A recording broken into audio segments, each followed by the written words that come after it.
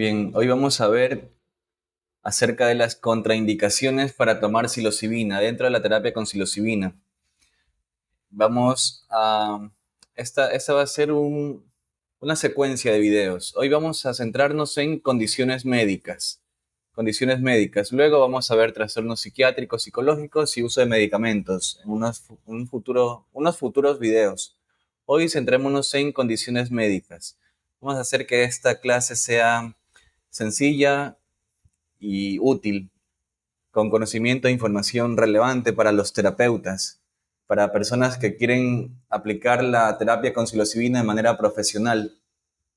Yo soy médico funcional, me dedico a ser compañero de TRIP desde hace casi 10 años y he aprendido algunas cositas. Y ahora que ya soy médico, me he dedicado más a la parte profesional, a incluir protocolos de seguridad y protocolos de eficacia para la terapia con psilocibina. Y bien, entonces vamos a empezar con las condiciones médicas preexistentes. Centrémonos por ahora, vamos a ver 4 condiciones médicas preexistentes. Si tú quieres aprender esto, puedes tomar apuntes rápidos, apuntes para que te aprendas puntualmente cuáles son las condiciones médicas y qué es lo más importante de cada una de ellas. Las condiciones médicas preexistentes que vamos a ver hoy son enfermedades cardiovasculares, enfermedades cerebrovasculares, enfermedades pulmonares y enfermedades metabólicas. Cuatro enfermedades que son de las más importantes al momento de las más importantes a considerar al momento de la terapia con psilocibina. Empecemos con las enfermedades cardiovasculares.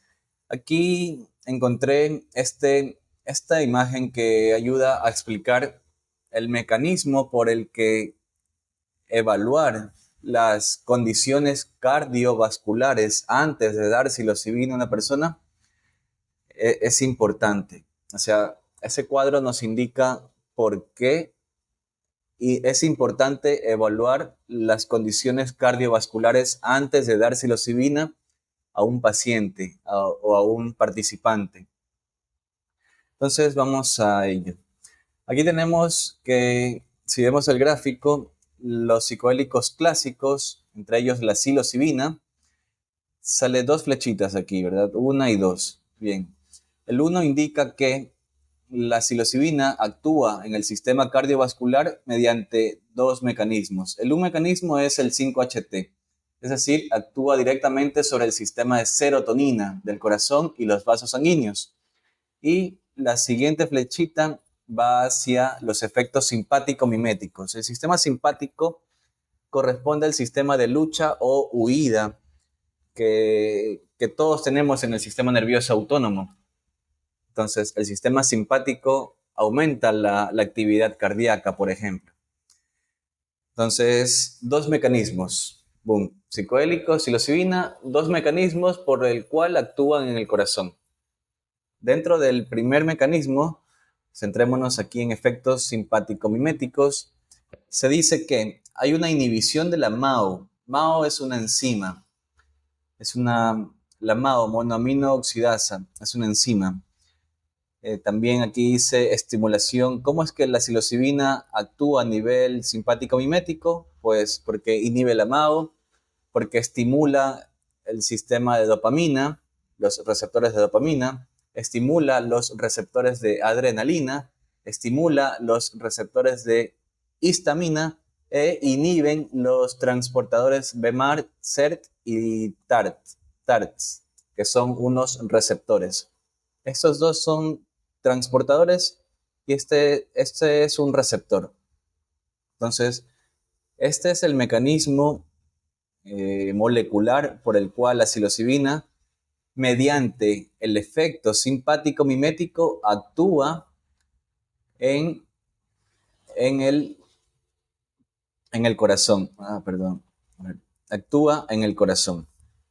Entonces tenemos que mediante el sistema simpático-mimético, la psilocibina, en primer lugar, aumenta el riesgo de arritmia cardíaca porque prolonga el intervalo QT. El intervalo QT es un término utilizado en cardiología para expresar una arritmia vista a nivel electrocardiográfico. QT se refiere a las ondas Q y T. Luego tenemos efectos cronotrópicos. Cronotrópico se refiere a la frecuencia con la que el corazón late, a los efectos cronotrópicos positivos, o sea, aumenta el número de latidos, y el inotropismo que se refiere a la fuerza de contracción del corazón. Entonces, tenemos tres mecanismos o efectos. Bueno, hay un cuarto mecanismo de efecto que gracias al sistema simpático, la psilocibina ejerce efecto en el corazón.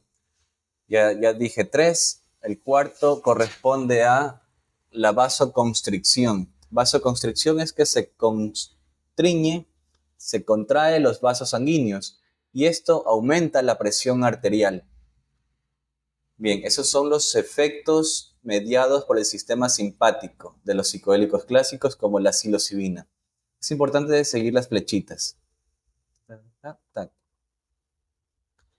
Bien, luego veamos la segunda vía que consistía en la actividad de la psilocibina directamente sobre el sistema de serotonina. Entonces tenemos una gran flechita que va hacia el corazón directamente, en donde genera los siguientes efectos. Genera 1, 2, 3, 4, 5, 6, 7 efectos. Si se dan cuenta también, hay palabras en azul y en negro. Las que están en azul quiere decir que aún no hay estudios, ensayos clínicos que confirmen o que corroboren esto, pero sí hay evidencia teórica que ya nos empieza a indicar este efecto de los psicodélicos en el corazón. Entonces, por eso esta diferencia de color. Y pues, ¿qué tenemos aquí? Que la psilocibina o los psicodélicos serotoninérgicos, al actuar sobre el sistema 5-HT, que significa 5-hidroxitriptamina, o en otras palabras, serotonina, aumentan, en primer lugar, mediante la inhibición de los canales creo que son canales de potasio, los ERG. Aumenta el riesgo de arritmia. Luego, mediante la activación del receptor 5-HT4, aumenta el crono y el inotropismo. Entonces, lo que hace es doblemente se estimula esto. Entonces, doblemente la persona tiene riesgo de desarrollar arritmia, de que el corazón lata más rápido y más fuerte. Y también, como vimos aquí, también tiene riesgo directamente a que a que la presión arterial sea mayor, sea alta. Doble, porque viene por un lado el sistema simpático y por otro lado directamente sobre la serotonina. Entonces, eso que estamos hablando son mecanismos moleculares, farmacológicos. Veamos por acá también, al actuar directamente sobre el 5-HT, tenemos que en azul se estimula la hipertrofia cardíaca y puede llevar a falla cardíaca, sobre todo con el tratamiento prolongado, al igual que el riesgo de valvulopatía con el tratamiento prolongado. Entonces, hay riesgo de cardiotoxicidad en personas que utilizan microdosis de psilocibina por mucho tiempo. Está en azul porque aún no hay ensayos clínicos, pero sí que hay evidencia teórica que ya empieza a darnos luces de esto.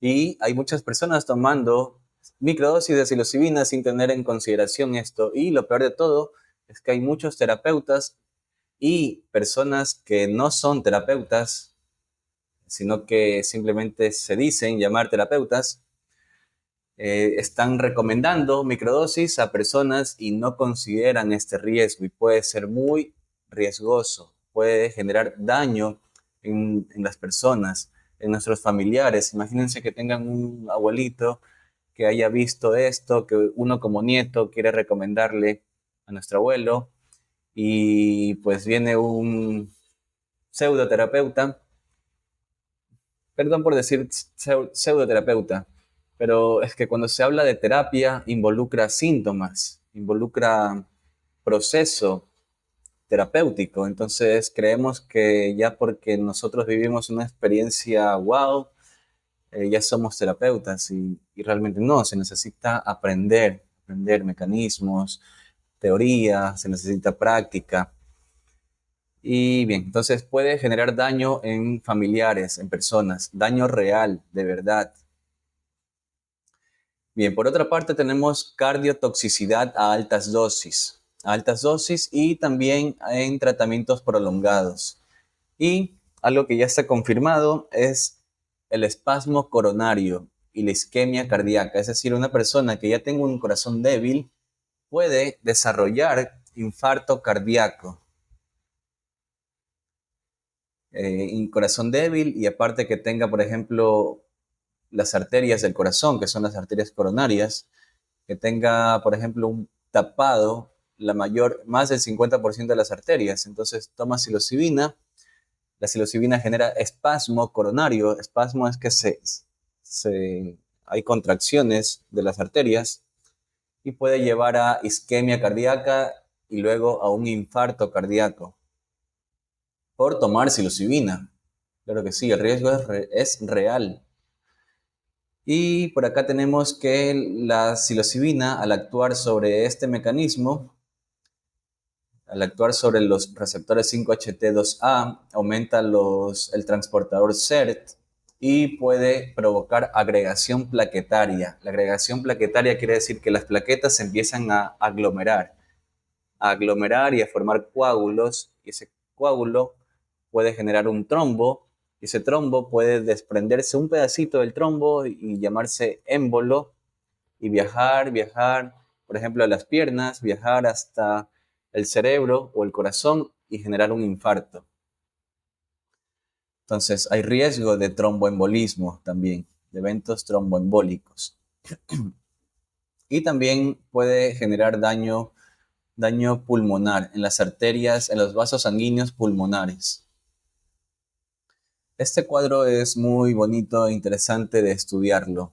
Lo he hecho así rápido y de manera sencilla para abarcar el tema, para abarcar todo el tema. Pero es muy, muy lindo estudiar este cuadro. Los mecanismos psicodélicos es algo que me apasiona y me encanta estudiar la biología molecular.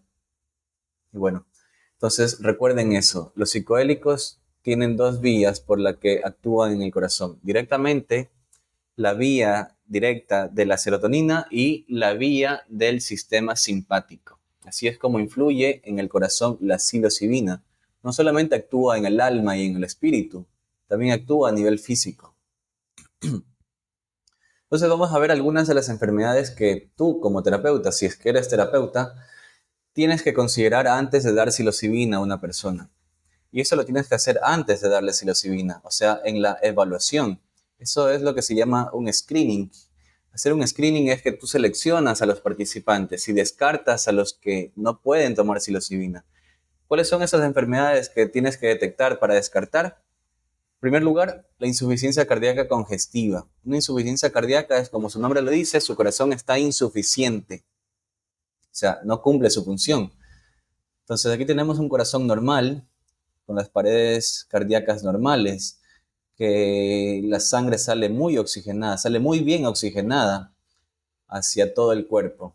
En cambio, un corazón ya débil tiene la pared cardíaca, como la ven aquí, está más fina, que a diferencia del normal, esa está más fina y no avanza a oxigenar muy bien la sangre y toda la sangre que sale del corazón sale con poco oxígeno.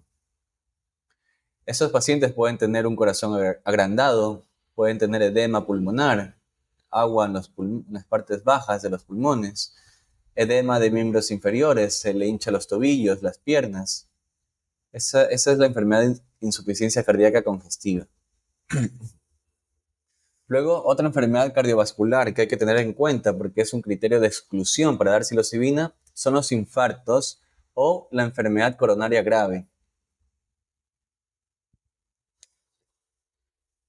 Coronaria se refiere a los vasos sanguíneos del corazón. Coronaria. Grave es que está muy grave. Y un infarto es ya una complicación de esa enfermedad coronaria. Entonces, miren, aquí está una arteria. Esa arteria, para mejor explicación, se la ha cortado, se le ha hecho zoom. Y, por ejemplo, aquí esa parte amarilla corresponde a grasa que se acumula en las paredes de las arterias. Entonces, para llamarse enfermedad coronaria grave, las arterias tienen que estar tapadas en más de un 60% para, para que un pequeño espasmo de las arterias genere una posible isquemia y un posible infarto. Entonces, un infarto es cuando la arteria se tapa, no le llega sangre suficiente al área cardíaca y esta área se muere, termina muriéndose. Y dependiendo de la extensión del infarto, puede matar o no a esa persona. Depende de otros factores también, pero eso es de manera rápida. Las personas que sufren infartos, por lo general se les coloca un stent cardíaco, y esas personas que ya sufrieron infarto y que ya se sienten bien, sus marcadores de homocisteína, su EKG Doppler, su ecocardio Doppler, se le hace un examen de estrés fisiológico cardíaco y sale muy bien. Esas personas sí pueden tomar psilocibina. Pese a que ya tuvieron un infarto, sí podrían tomar psilocibina. Pero es mejor hacerlo en un contexto apoyado con un médico. No lo hagan solos. Si son médicos, pues adelante. Pero si no son médicos, apóyense de un médico. Y de preferencia, si tiene experiencia en psilocibina. Otra enfermedad cardíaca importante a considerar son las arritmias cardíacas. Arritmias quiere decir que el corazón está con un ritmo de contracción un poco irregular o irregular completamente. Un corazón normal, con un ritmo normal es así. Aquí ocurre la despolarización, el, el switch, y toda la electricidad se dispersa en todo el corazón. En cambio, un corazón con arritmia tiene varios switch. Entonces puede ser que se estimule por acá, se contraiga por acá. Entonces está rítmico, está sin ritmo ese corazón. Y esos pacientes pueden ser muy riesgosos.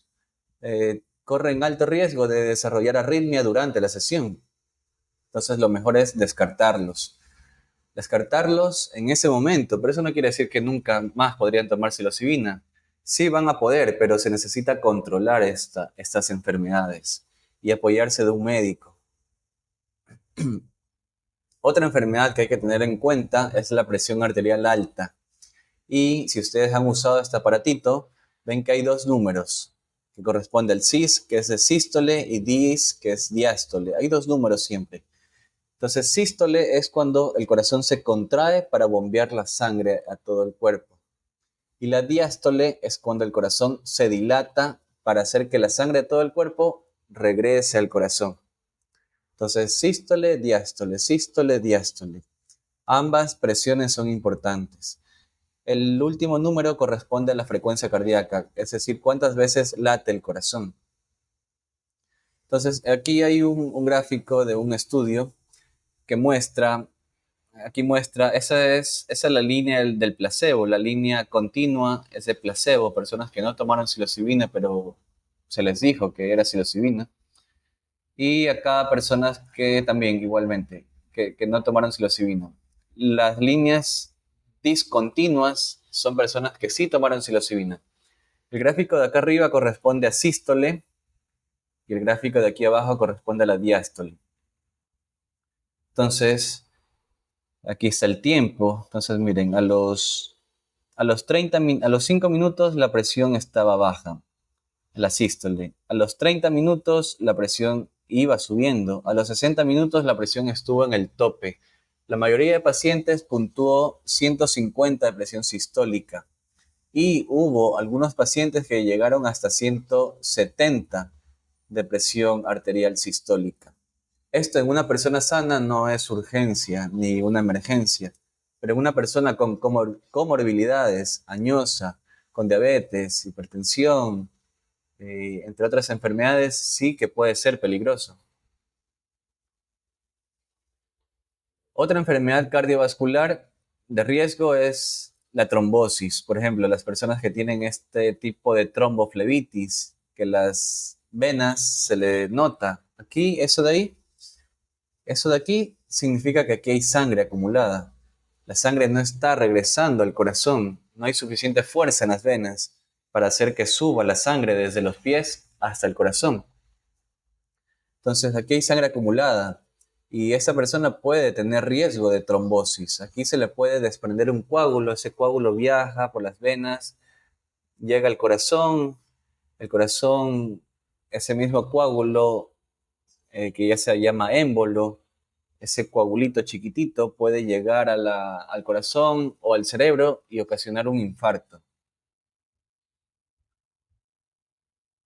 Y como ya vimos también el problema de la microdosificación en el corazón es que generan fibrosis valvular. Fibrosis es que veamos el dibujo.